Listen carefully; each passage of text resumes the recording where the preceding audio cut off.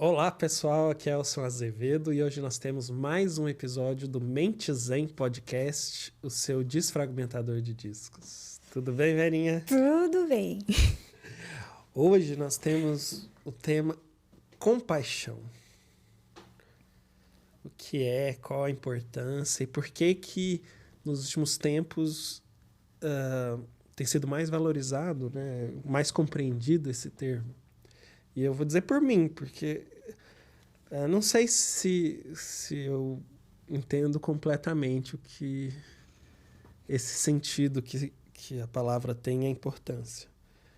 Tem uma parte de mim que quando ouve compaixão sou um pouco como algo assim de mais próximo de ter dó, né? De algo nessa linha, sabe? Me explica, velhinho, o que é compaixão e por que eu tô errado? O quê? Ele já tá falando, né? Ele já respondeu, né? Mas, assim, é uma boa forma da gente começar falando do que não é a compaixão, né? Porque, de fato, e especialmente os homens, tendem a enxergar a compaixão de uma forma extremamente equivocada. Eu fico pensando, eu lá na academia, na minha esteira, ouvindo o meu podcast de investimento, mexendo nas minhas ações aqui. Aí vem o Elcio e a Verinha falar de compaixão. Pois é. Como assim? Eu tenho compaixão do Corinthians, que é um time ruim pra caramba. Que história é essa? Tudo bem, né? Então agora ele tocou num ponto importante que é Corinthians todos, é uma baba. todo mundo é digno de compaixão, mas ninguém é digno de dó ou de pena. Então aí a gente começa a fazer a diferenciação.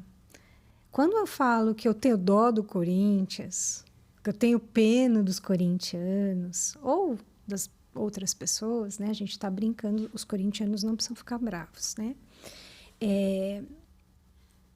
A gente está hierarquizando a relação. Uhum. Então, eu estou olhando para o outro como o coitadinho. Ele Então não tá tem... certo. Diego, Tá certo. você tem que ser muito compassivo. Os corintianos... Não, mas os próprios corintianos no começo do ano estavam com dó deles mesmos, né? Fala a verdade. Isso. Aí, assim, o que acontece? As pessoas frequentemente confundem a compaixão com dó e pena e isso traz uma resistência, né? Então, não é. Compaixão não é dó e nem pena, porque não é uma relação hierarquizada nesse sentido. Então, o outro tá aqui, coitadinho, e eu tô aqui, superior a você. O Galo superior ao Corinthians, né? Então, não. Na compaixão... Galo superior ao Corinthians. Qualquer time, na verdade. Na compaixão... Ele vai cortar essa parte, né, do podcast. Não, o Galo, ele consegue ter 3 super-heróis no time, né? Tem o Hulk, o Homem-Aranha e o Capitão América, que é o Hever, que foi o capitão quando o Galo foi campeão da Libertadores. É verdade. Mesmo assim não ganha. Olha, foi bom. Essa foi certeira. Checkmate. Foi certeira, Diego. Mas assim, pra gente continuar e manter um clima de amorosidade aqui, voltando, a gente tem então essa relação de iguais. Entendi. Então, estamos no mesmo nível. Então, primeira coisa, compaixão não é dó e não é pena. Por outro lado, compaixão às vezes é confundida com a bondade amorosa. Bondade amorosa é o desejo, por exemplo, do bem para o outro, né? Então... eu desejo que você seja feliz, eu desejo que você esteja bem, que você descanse, que o galo ganhe e vença todas as partidas. Isso é bondade amorosa. Menos do Corinthians. Para sua felicidade, né? Agora, quando eu falo de compaixão, necessariamente existe um componente, que é o sofrimento. Então, a bondade amorosa não precisa do sofrimento. A compaixão, sim. Então, o sofrimento é um elemento que precisa estar presente para que ela aconteça. Outra confusão. Autoestima. Então, autocompaixão é igual a autoestima, porque a gente ouve muito falar, tô com a minha estima baixa. E durante um tempo, até teve um trabalho, né, com adolescentes falando sobre essa questão de estima. Tem que aumentar a estima. Talvez a gente, na verdade, tivesse que aumentar a compaixão e não a estima. Porque o que a gente vê é que a autoestima, ela está muito ligada no nosso modo competição de ser. Eu preciso ter uma performance, eu preciso ser melhor do que o outro. Acompanha-se aí muitas vezes o sentimento de inveja, né? Porque eu fico mais nesse sentimento de escassez. Se ele ganha, então eu não vou ganhar, não vai ter para mim. Enquanto que na compaixão, né, eu tô nesse outro modo de que, assim, eu não tô tão preocupado como é que o outro vai me ver e uma performance. Eu tô buscando essa melhor versão de mim. Como eu posso ser melhor, como eu posso me sentir melhor? Não tem essa competição. E isso me gera mais tranquilidade. Porque eu não estou à mercê do que o outro acha e me moldar a partir do olhar do outro. Todos nós precisamos, enquanto seres humanos, né, a questão do reconhecimento. A gente precisa ser aceito. E por conta disso, muitas vezes nós somos extremamente críticos, autocríticos. Porque numa sociedade em que existe a lei, né, do mais forte, então é melhor que eu me autocritique do que eu ser criticada pelo outro. Então eu preciso ser um carrasco de mim mesma, de me chicotear, de cobrar de mim, de ter uma voz interna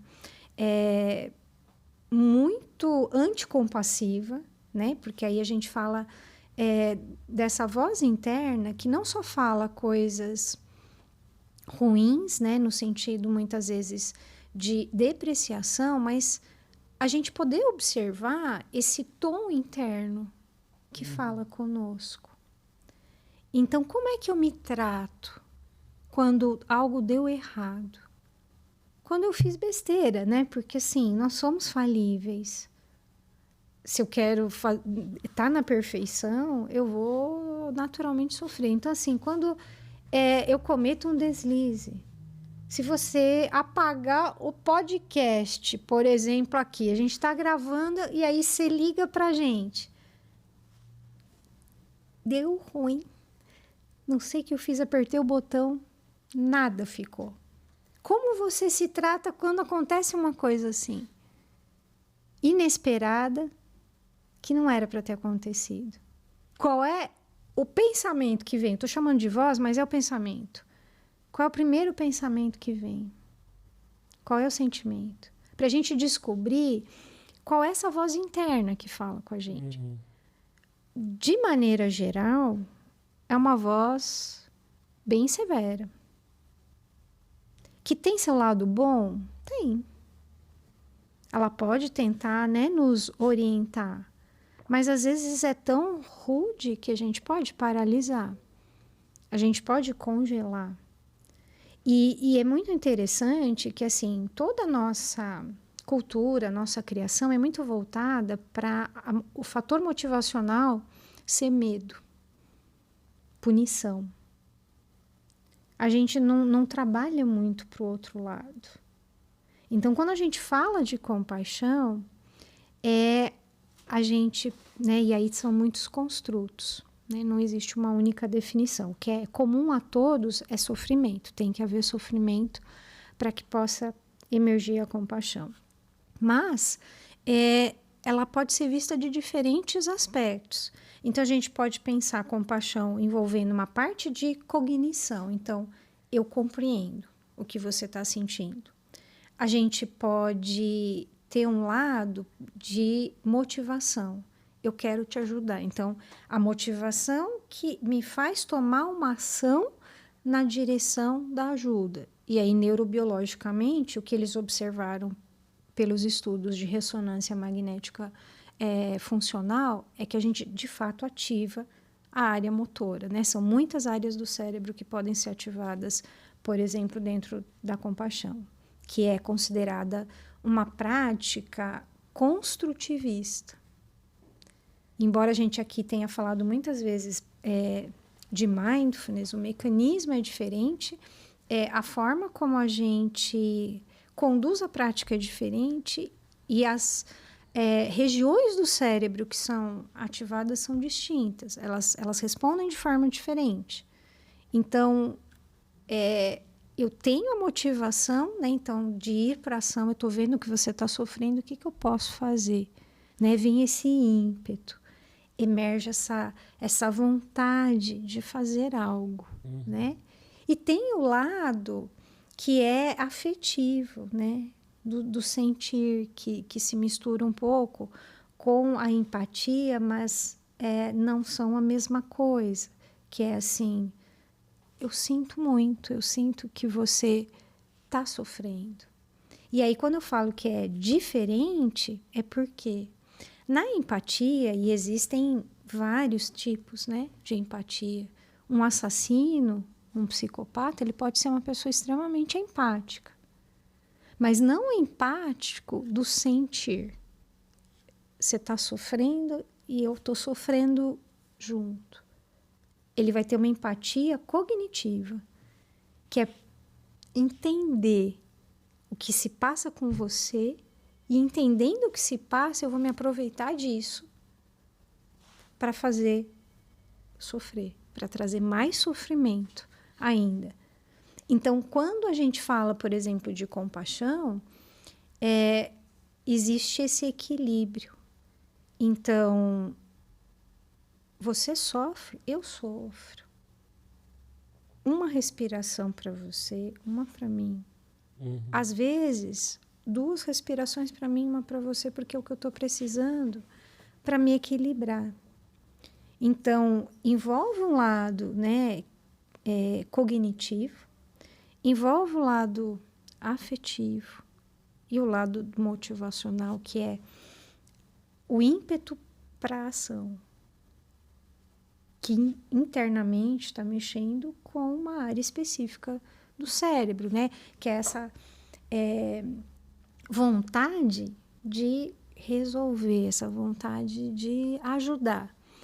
E aí tem uma imagem que eu acho que vai ajudar a gente a entender um pouquinho melhor o que eu estou falando. Uma criança que está chorando. Qual é o ímpeto que a gente tem ao ver um bebezinho chorando?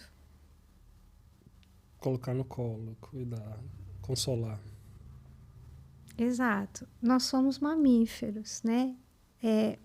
Na escala evolutiva, por exemplo, da compaixão, Paul Gilbert, ele fala muito sobre isso, né? Ele é um psicólogo da Grã-Bretanha.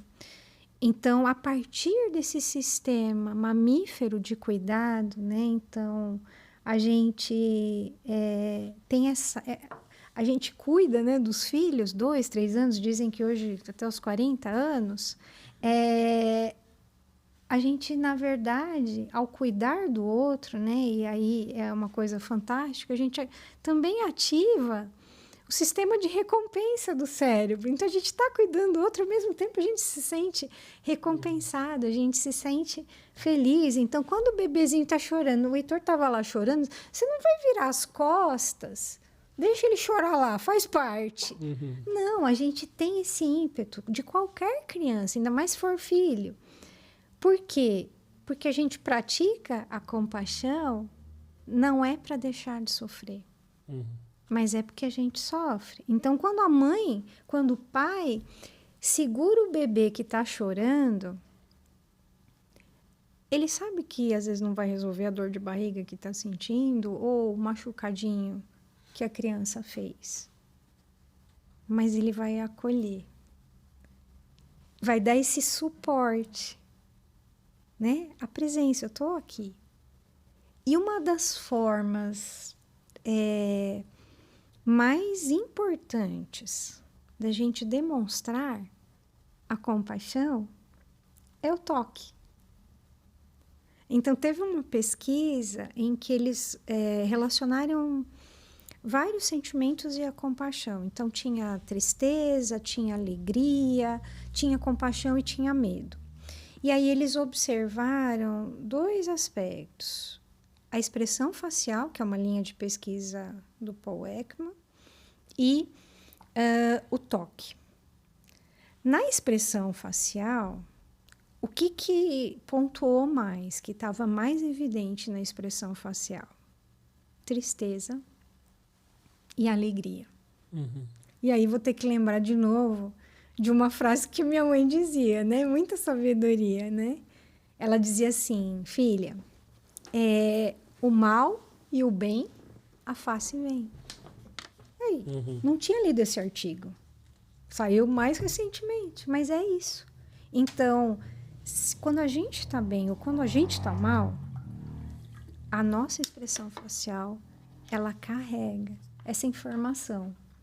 Ao mesmo tempo, e isso foi bem interessante, quando eles olharam, por exemplo, para o toque, de todas essas possibilidades, o que pontuou mais? E aí existem vários outros trabalhos, inclusive com enfermagem. No toque, e a gente está falando, às vezes assim, sabe? Quando você chega, às vezes, no ambiente de trabalho, chega em casa, você faz isso, ou dá aquele tapinha. O toque, o que mais pontuou foi a compaixão. Foi a forma de expressar a compaixão, foi a partir do toque. E a segunda coisa, medo. Então, se a gente for pensar, por exemplo, em pessoas que sofreram violência, né, estresse pós-traumático, às vezes a pessoa não permite que encoste nela. Porque ela está onde? Ela está no sistema de ameaça.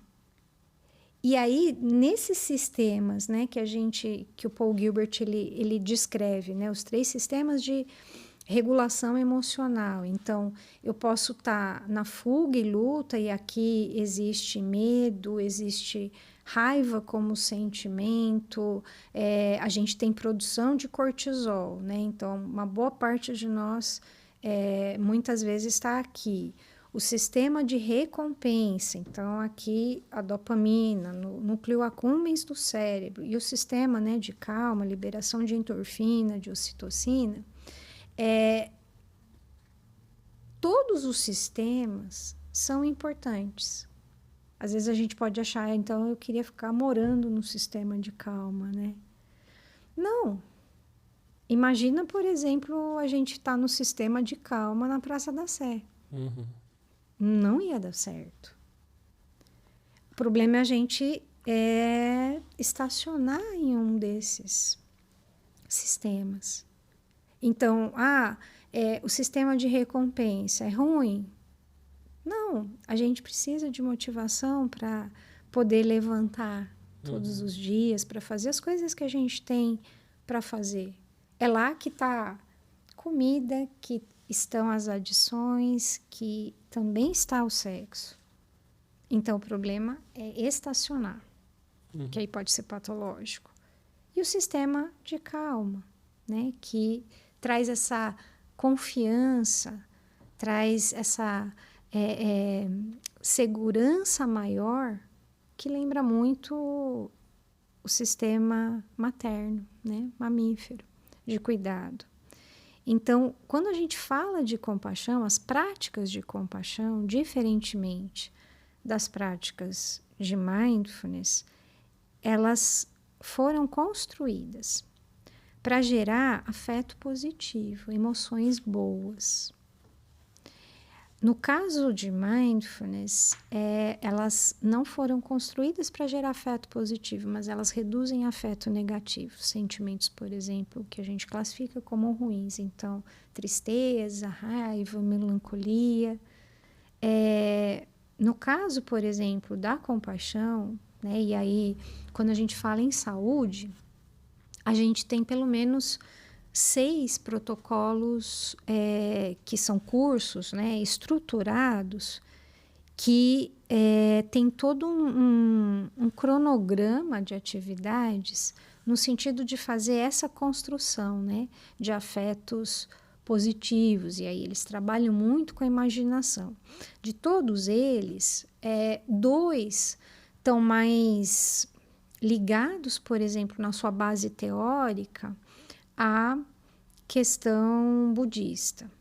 Os demais, eles estão ligados à psicologia ocidental, à psicodinâmica, mas cada um deles, né, tem essa base do quê? Do alívio do sofrimento. Ora trabalhando mais cognitivamente, ora trabalhando, por exemplo, com o sentimento, e no caso, por exemplo, né, da terapia focada na compaixão do Paul Gilbert, ela foi desenhada pensando muito o quê? Vergonha e autocrítica, que é algo muito frequente, né? A vergonha, porque eu rechaço quem eu sou.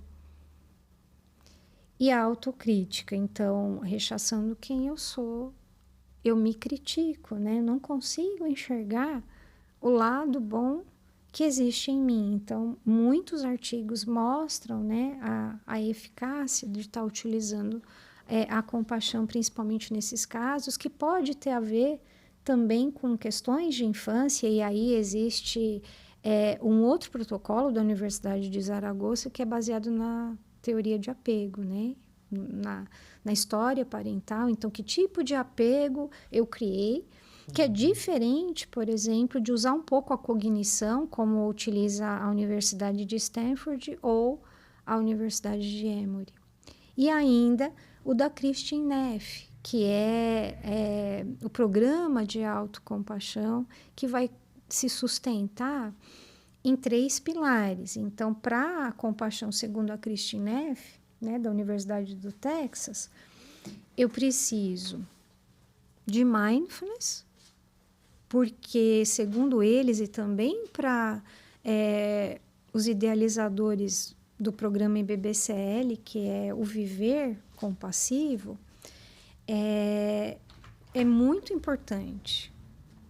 Para que eu tenha compaixão, eu preciso primeiro estar atento. Eu preciso perceber. Eu preciso sair dessa minha condição de alienação, né, de desconexão. Então, esse é um pilar que ela traz. Sair da ruminação também. Então, eu preciso estar presente. Sair, por exemplo, dos pensamentos, principalmente das coisas ruins que aconteceram. O segundo pilar da Kristin Neff é pensar que na humanidade compartilhada. Então, numa situação, por exemplo, de depressão, de falta de compaixão, é muito comum a gente se isolar. Se isolar socialmente e também se colocar nesse lugar de vítima, né? Então, poxa, é só comigo, eu sou uma pessoa ruim, né? Eu não mereço. E o terceiro componente da compaixão, segundo a Kristin Neff, é a bondade amorosa. Então, é essa possibilidade da gente receber. Então, o eu mereço, né, positivamente. Então, só você sabe o caminho que você trilhou, a sua jornada. Às vezes, a gente fica esperando do outro o reconhecimento, mas ele não passou pelo que você passou. É difícil, às vezes, ele entender o processo, tudo que você teve que atravessar, o preparo, o que você sentiu. E aí tem um outro conceito que pode assustar vocês, mas ele é importante, que na verdade são dois. Um é a chamada compaixão idiota, que é o quê? É aquela falsa ideia de eu tenho compaixão, e isso faz muita gente realmente não querer se aproximar, então eu sou bonzinho, eu sou boazinha. Compaixão não é isso. A compaixão idiota é justamente, eu não quero sair da minha postura de bonzinho, de boazinha, de gentil, não quero contrariar ninguém e não sei dizer não. Essa é a compaixão idiota, que não ajuda. Não ajuda a pessoa, porque ela está, na verdade, de alguma maneira se violentando ao não dizer não. E não ajuda o outro, porque eu estou deixando de dar oportunidade do outro perceber limites que podem ser saudáveis. E disso vem o outro nomezinho que também parece estranho, compaixão feroz, que é esse posicionamento assertivo, como se eu fizesse isso aqui, né? Então, assim, usando o corpo, quando a gente fala a compaixão, a primeira imagem, talvez, que pudesse nos vir seria essa, né? De trazer o gesto compassivo. E quando eu falo da compaixão feroz, é isso. Então, daqui para trás, não permito. Eu preciso me preservar. Então, a compaixão também é essa possibilidade. Eu vi um post esses dias que eu achei muito engraçado para poder fazer essa diferenciação de duas abelhinhas. Então, ela falou, mas você não é uma abelha boa? E esse ferrão? Falei, boa, não indefesa.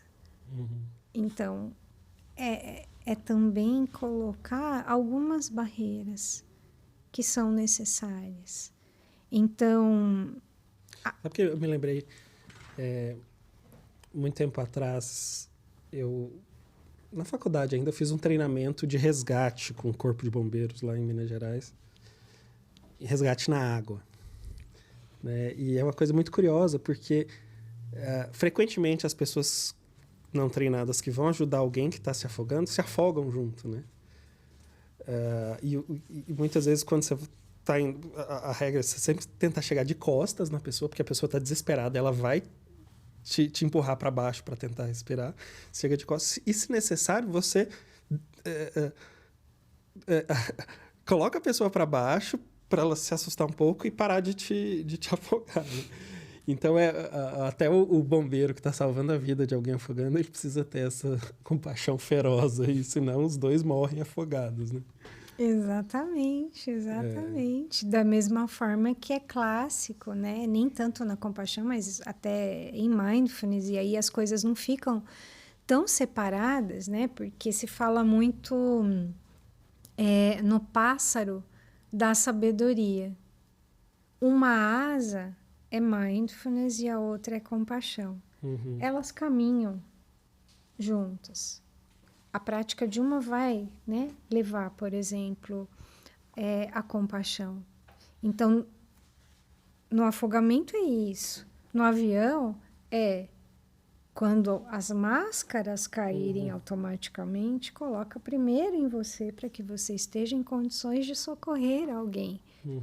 Então, significa, isso não é egoísmo, é responsabilidade, porque se eu não colocar, eu não me salvo e não salvo ninguém. Que é a mesma coisa que o bombeiro, mas é às vezes muito difícil na prática a gente aceitar, agir assim, porque vem uma série de crenças, né? De eu tô sendo egoísta, eu não posso, eu tinha que pensar no outro. Não, eu preciso pensar em mim para poder servir melhor ao outro, para eu estar em melhor condição de prestar a ajuda. Você falou desses dois conceitos aí, a compaixão idiota e a compaixão feroz. Mas pelo que eu entendi bem, a compaixão idiota é um para a gente evitar. E a compaixão feroz é algo que muitas vezes é necessário, né? Exatamente. Para você, não é... A compaixão não significa a falta de limites, assim, né? Muito pelo contrário. Você tem que respeitar e se proteger, né? Porque por isso é que se diz, se a compaixão não te inclui, você só está pensando no outro, ela está incompleta. Uhum. Por isso que não eu primeiro, egoisticamente falando, mas eu também. Entendi. Então, da mesma forma, por exemplo, que o outro necessita cuidado, eu também. Uhum. Da mesma forma que o outro sofre, eu também. É a humanidade compartilhada. Nós somos muito mais semelhantes do que diferentes.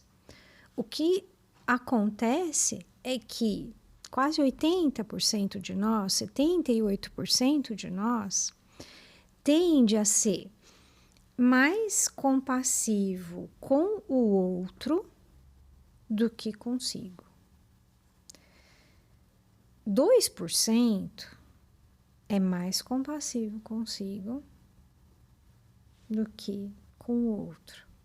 E 20% mais ou menos é tão compassivo consigo quanto é com o outro. Aí me lembra uma coisa que é bíblica, né? Ama o teu próximo como a ti mesmo, não mais do que você. É um princípio de compaixão. Eu fico curioso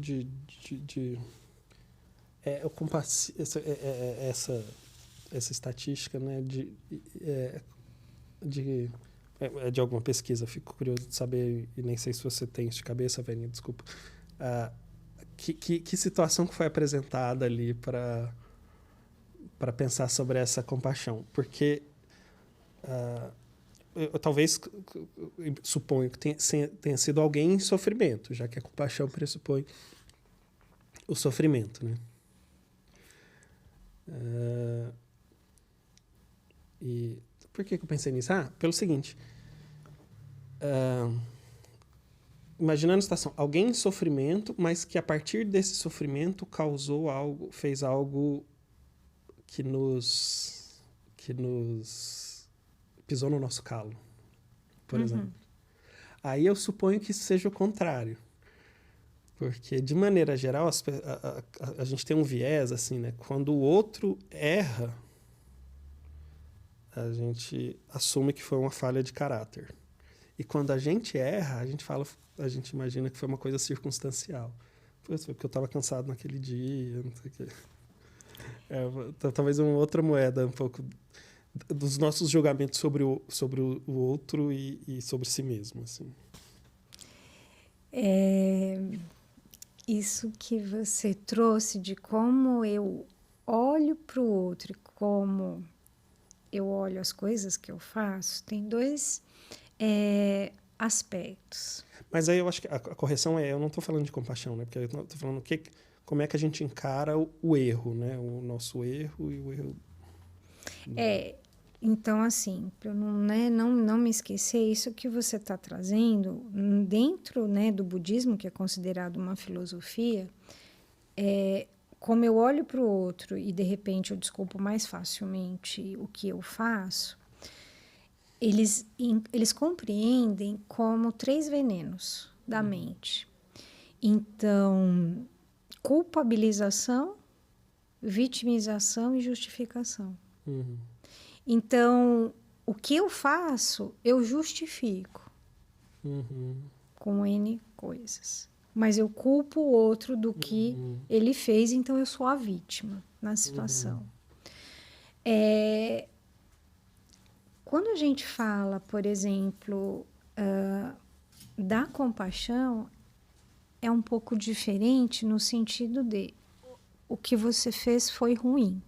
A ação foi ruim de fato, né? Trazendo o teu exemplo. Mas, com o olhar compassivo, eu vou um pouco mais profundamente nesse processo. Então, ao invés de me focar apenas no que você fez, no fato, e que de repente foi ruim, como você estava falando, né? Foi algo que me prejudicou, que me magoou, eu vou ir para a intenção. Uhum. Então, qual era a intenção atrás da ação? Normalmente, por a gente julgar bastante e por a nossa mente criar muitas histórias, muitas vezes eu não dou oportunidade para as pessoas se expressarem, para eu compreender o que é que está por trás daquela ação. Pode ser que, de fato, o que estava atrás daquela ação era um sentimento ruim. Aquela pessoa queria mesmo me prejudicar. Ela fez de má fé. Ela agiu de má fé. Só que muitas vezes, cara ou coroa, também pode ter havido uma confusão aí de situações que culminaram com uma ação não boa. Só que a partir do lugar que eu tô, e aí a gente resgata um pouco do assunto que a gente já tratou aqui, da sobrecarga. Se eu tô sobrecarregado, se eu tô, por exemplo, estressado, nesses 3 sistemas de regulação que a gente mencionou, muito provavelmente eu vou estar onde? No alerta. E eu vou enxergar o mundo e as pessoas com essas lentes. Então, eu não tenho essa disposição. Aconteceu algo, eu já vou direto para a reação a partir desse meu olhar. E muito menos eu vou querer entender, não quero conversa. Acabado.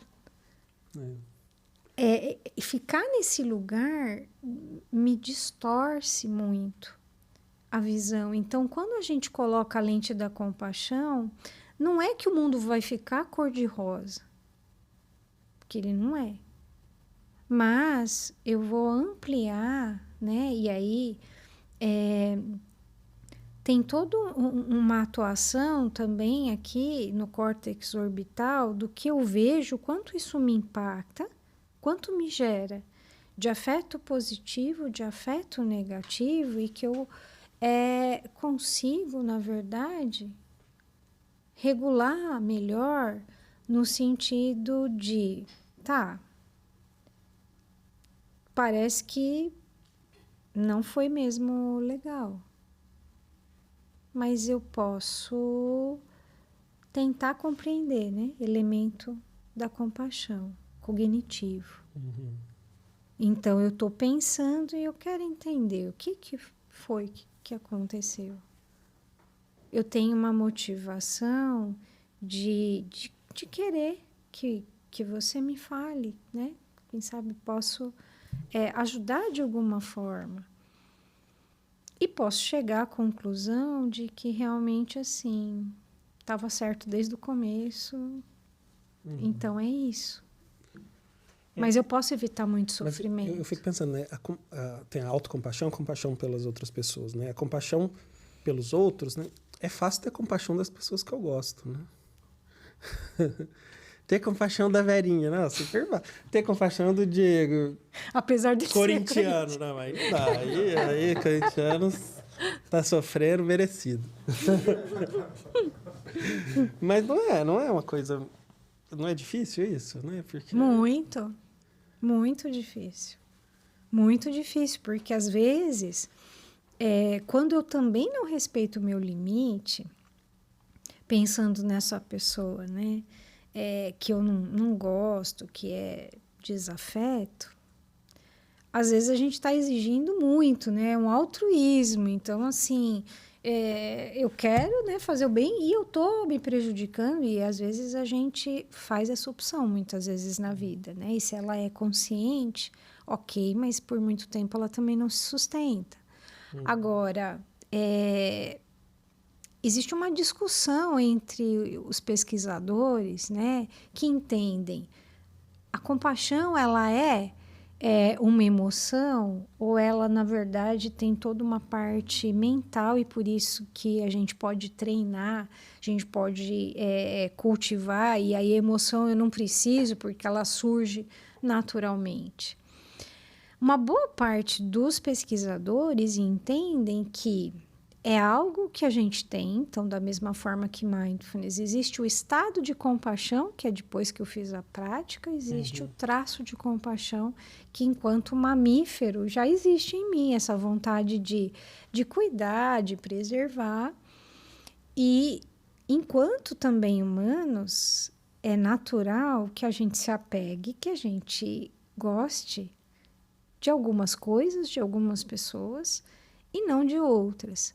Exatamente por isso que é o treinamento da abertura do coração, que algumas práticas, né, de bondade amorosa, que comparativamente a compaixão promovem sentimentos positivos mais facilmente do que a compaixão, elas começam normalmente. Ou por nós, né? Ou começam por uma pessoa muito querida. Para depois chegar na pessoa desafeto. Será que todas as pessoas devem receber a minha compaixão? Não sei, tenho dúvidas. Tem uma... Quando o Galo... Não sei se... Eu sei que alguns times fazem isso, né? Mas o Galo faz... Quando o Galo ganha um campeonato, frequentemente na comemoração se canta uma música da Beth Carvalho, que chama Vou Festejar. Já viu? Chora, não vou ligar, chegou a hora, vais me pagar, pode chorar. Pode Nenhuma chorar. compaixão, nenhuma empatia. Nenhuma empatia. Tô me lixando para os cruzeirenses. Que esse é o modo, né? Competição. Então, eu não me importo com o outro. O convite da compaixão não é assim, agora eu vou amar, né? De repente é fácil, aperto o botãozinho e aí eu vou amar Eu vou todos te falar, os Beth Carvalho é uma farra. Todo mundo... porque aí tá no outro sistema, né? Tá no sistema lá de recompensa, né? A gente ganhou, ele perdeu. Então, tem essa superioridade. Mas o convite da compaixão é desafiador, né? Porque a gente, primeiro, não entrar nesse julgamento. Será que ele merece? Eu não sei. Não sei se merece. Não me cabe, né? Por exemplo, julgar. Por isso que eu tinha iniciado assim. Ninguém é digno de dó ou pena. Eu não vou ter pena dos corintianos ou da outra pessoa. Porque a gente pode, às vezes, ter o sentimento de mágoa, de injustiça. Mas enquanto compaixão, que se eu lembrar que, como eu, essa pessoa sofre, como ela tem também seus pontos de fraqueza, ela também sente dor, como eu. Ela sendo essa pessoa assim tão ruim como eu a vejo, ela não está livre também de tantas coisas que me assustam, que podem me atingir, mas que podem atingir a ela também. Ela não está livre disso, ela é humana. E aí, isso não faz, por exemplo, eu, de repente, amar esta pessoa, mas me permite tolerar. melhor. Porque, na verdade, o sentimento de compaixão nos beneficia. Eu acho que esse talvez seja o ponto, assim, mesmo em situações em que você estaria justificado em nutrir emoções negativas por outra pessoa. Isso se volta com... Provavelmente um estado um pouco mais compassivo te ajudaria a tomar as melhores decisões na relação com aquela pessoa e extrair dessa relação o melhor possível. Então, talvez... E não é uma... E com esses limites da compaixão feroz. Então, não é porque eu coloquei... Não é o bobinho. Não, porque aí, assim, eu entendi que você, por exemplo, às vezes, aquela pessoa que eu enxerguei ruim, que tem uma má índole. Então, eu vou estar mais atento para que os limites sejam respeitados, para que eu me preserve, para que você não tenha esse poder de atuação sobre mim. Agora, eu fico pensando, talvez o exercício que mais fica como importante é cultivar no primeiro momento a autocompaixão, né? Sim. Porque não é impossível, mas é muito difícil se a gente não tem compaixão com a gente, é muito difícil que a gente tenha com o outro. Muito difícil. E, Verinha, talvez até fazendo um convite assim, para as pessoas, dá uma pitadinha do que seria um exercício ou alguma coisa que possa ser útil para a gente entrar um pouco mais em contato com a autocompaixão. Vamos fazer um exercício breve. Enquanto isso, eu vou pedir para a equipe de produção, se for possível, nesse intervalinho, tem uma poesia da Cora Coralina, que acho que ilustra um pouco o que a gente está falando, que se chama Saber Viver. Saber Viver é uma poesia da Cora Coralina, se for possível. Saber Viver é o nome da poesia e a autora Cora Coralina, que era de Goiás. Né? Sim, doceira. Conterrânea. Então, a gente falou várias coisas aqui de compaixão e tem um efeito importante da compaixão, que é o chamado backdraft, que é um termo utilizado pelos bombeiros quando um incêndio ele consumiu o oxigênio e de repente alguém abre uma porta, entra um pouquinho e aí isso promove uma explosão. Então, na compaixão, o backdraft ele é a dor que pode surgir a partir da compaixão. Então, é um efeito que não é, por exemplo, super duradouro, mas a gente tem que sustentar. Né? Então, pensando nisso, o que a gente vai fazer? Um exercício mais breve, como a gente mencionou nas pesquisas, o mais importante é o toque. Então, a gente vai fazer um exercício que vai juntar o gesto compassivo com a bondade amorosa, né? Porque quem nunca fez, não vai demorar muito, também não vai ser nada assim tão profundo para eu causar uma explosão assim de um quarteirão inteiro, né? Então, eu vou convidar vocês a se acomodarem aonde vocês estão, buscando conforto para o corpo. Também, se for possível, para que vocês possam se conectar melhor com vocês, fechar os olhos e trazer as duas mãos para a altura do peito. E nesse momento, com o toque das mãos sobre o peito, a gente vai percebendo Talvez o toque de uma mão sobre a outra.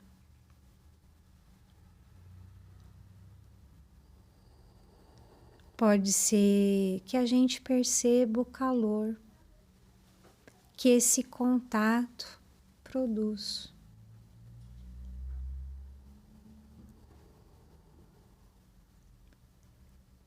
Talvez a gente sinta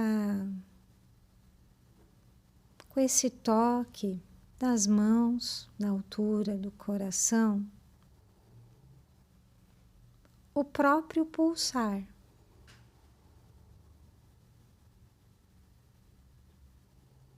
A respiração acontecendo.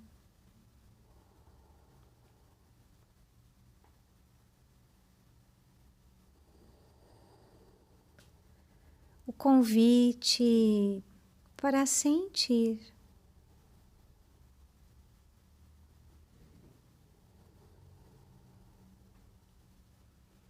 O que esse pequeno contato promove em nós.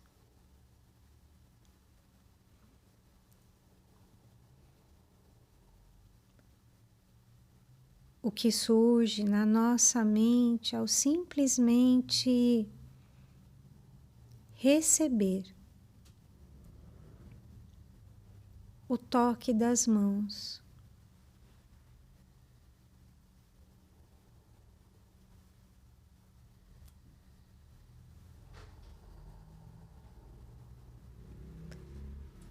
Como fica o nosso coração? Que sentimentos, emoções surgem?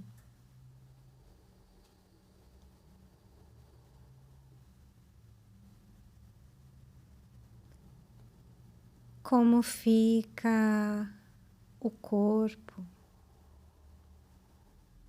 com este contato?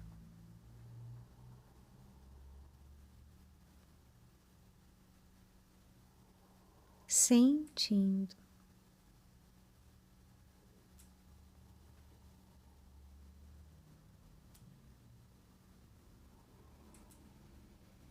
E agora veja se é possível trazer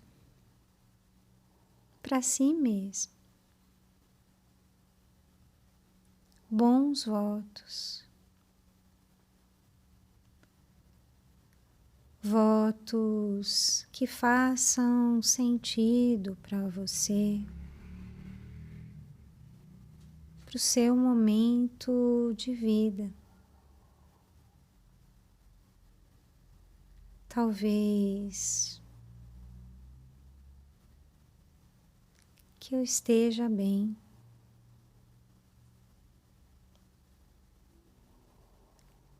Que eu tenha força, coragem,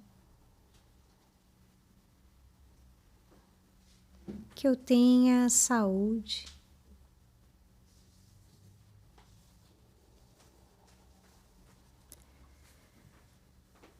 que eu possa me aceitar como eu sou.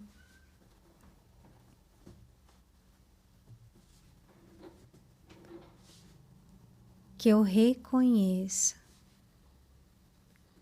o que há de bom em mim.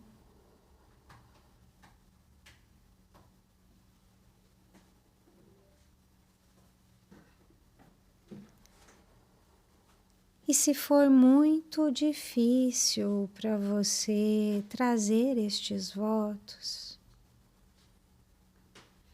experimente levar esses votos. Que votos você levaria para uma pessoa muito querida?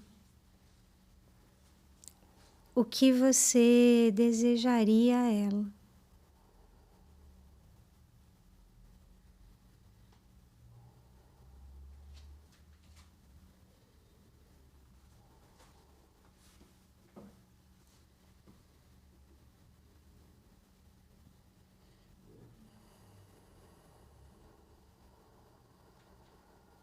experimentando trazer agora para você esses mesmos votos que acabou de desejar para essa pessoa.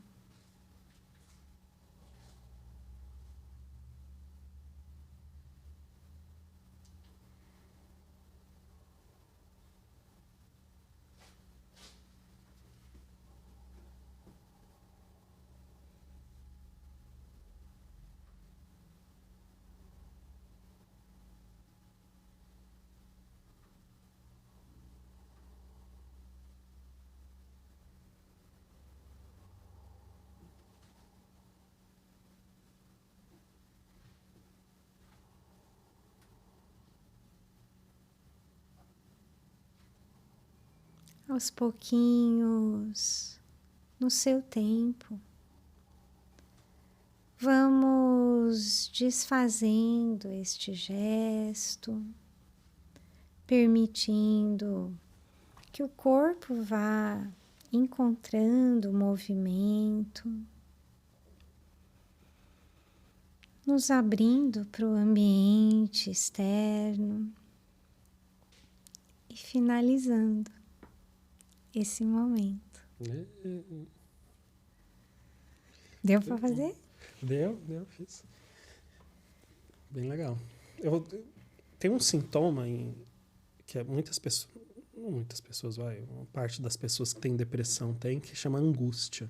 Angústia é algo da linguagem popular, a gente sabe o que é angústia, mas e tecnicamente também tem isso, né? Essa sensação de aperto no peito, uma coisa meio... Tem gente que nunca sentiu isso na vida, você acredita? Agora, tem pessoas que têm isso, a depressão muito permeada por esse sentimento físico de aperto no peito. Eu suponho que um exercício como esse, assim, possa ser útil, né? Muitas vezes, sim. Às vezes, né, do gesto,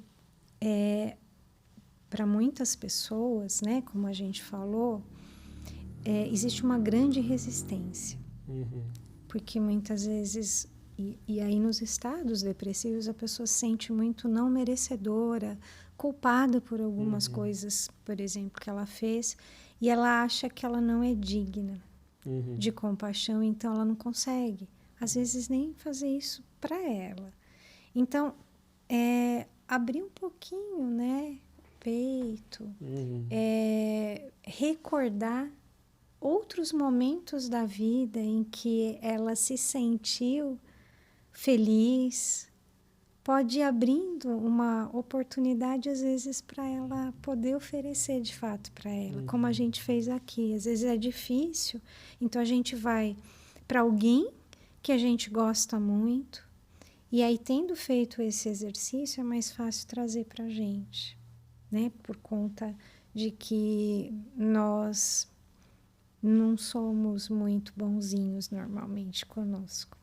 Existe essa resistência. Seja, e com calma.